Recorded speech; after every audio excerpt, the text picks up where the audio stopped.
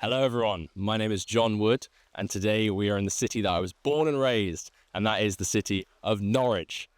You may have heard of Norwich, you may have not. It's in the east of England in a county called Norfolk, and today I'm going to tell you a little story. It's the story of immigration and how that immigration contributed to the cultural identity of Norwich. To tell this story, we have to go back to the 1500s.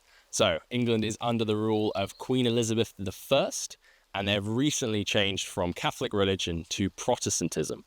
Now, in this time, in Elizabethan England, Norwich is actually the second biggest city after London, and it's experiencing an economic boom from the textile industry that they had here.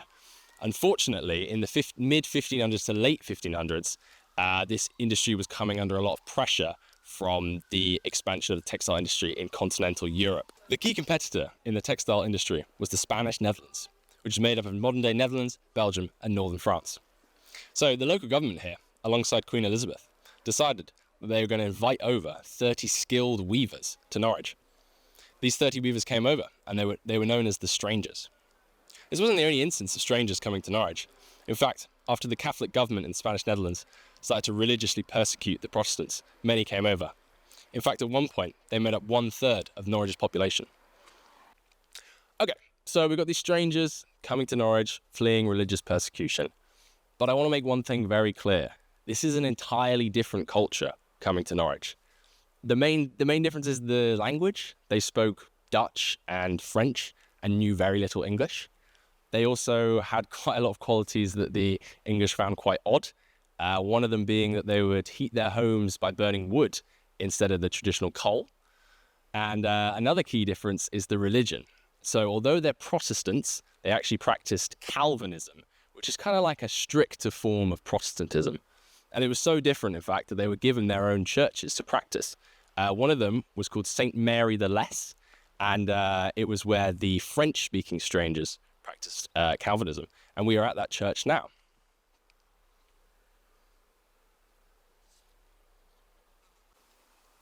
Although the strangers brought an economic boom to Norwich, unsurprisingly, there was a lot of conflict with the locals.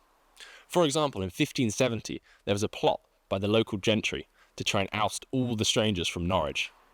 From 1571, they produced the Book of Orders, which put restrictions on the strangers.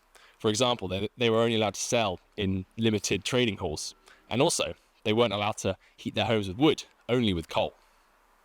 Although there were plots and restrictions against the strangers, Queen Elizabeth I's Privy Council ultimately understood their economic importance, and therefore protected them at every turn.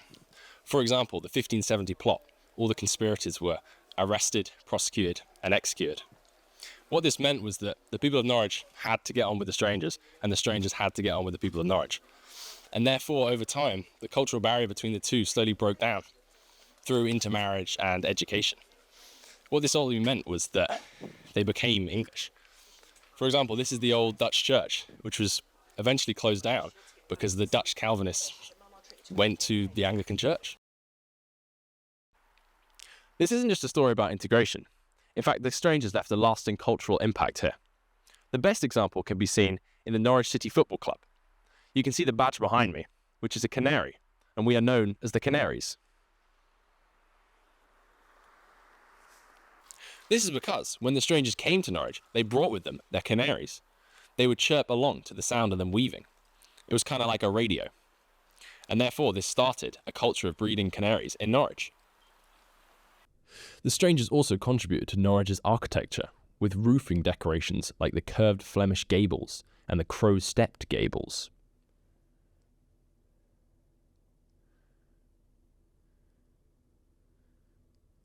They also added to the local language. For example, the Dutch word plein is used throughout Norwich to indicate an urban square or plaza.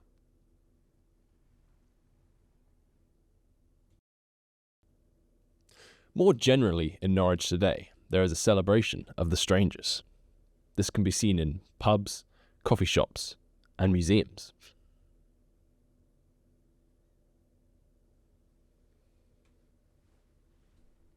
What the history of the strangers tells us is that immigration can enrich societies in unexpected and important ways. That's what happened here in Norwich. It shows that cultures and societies aren't fixed in place. they can change, and most profoundly through contact with entirely different cultures. In fact, many of the qualities that the contemporary locals opposed in their hostility to the strangers today constitute some of the fundamentals of Norwich's cultural identity.